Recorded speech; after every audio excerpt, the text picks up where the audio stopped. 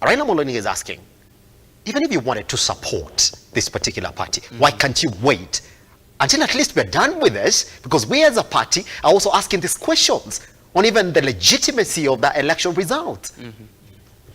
You see, my friend, I will start with the last bit. Yes. The issue of waiting. Yes. Life is not stopping. The clock is running. We are headed to 2027. That's it. So if you're a member of parliament, yeah, and you refrain from engaging in political and legal activities on the basis basis of waiting for the so-called audit, then you are going to be overtaken by events. Time is going to leave you behind, and you will find yourself in 2027 still waiting. Is that the moral question you're putting here? Because as a party, you would like to know whether you want or not.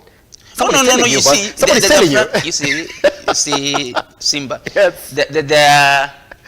A society, you see, trying to put together diverse people. Yes. From very diverse cultural background, diverse economic background, and diverse academic background, we needed a reference point, yes, a document that would bind all of us together so that we have baselines on almost everything. And that's why we came up with the Constitution. The Constitution has established standards and thresholds and institutions for establishing the validity or otherwise, yes, of an election. Yes. You see, so in terms of validity, the Constitution has mechanisms of validating an election.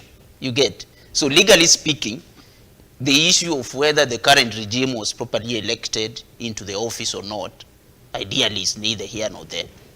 We know that debate was settled a long time ago, and all these things that are going on, the so-called audit, in my very humble view, these are political activities which are meant to keep people upbeat, especially supporters of particular individuals who might also attempt to run again.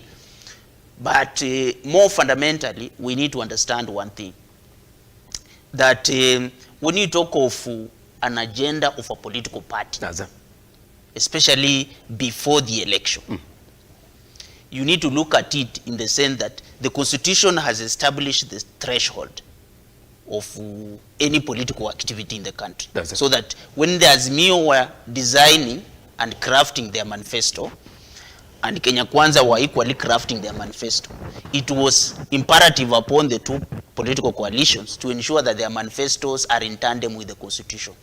So when you talk of economic activities, the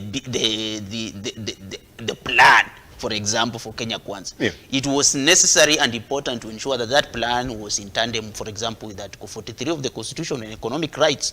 So if after election, and here you need to remember one thing, after election, it is only the manifesto of the winning political party that is on the table for implementation. The Azimio manifesto or agenda is no longer there because they did not succeed in capturing power, you get. So it's the Kenya Kwanza manifesto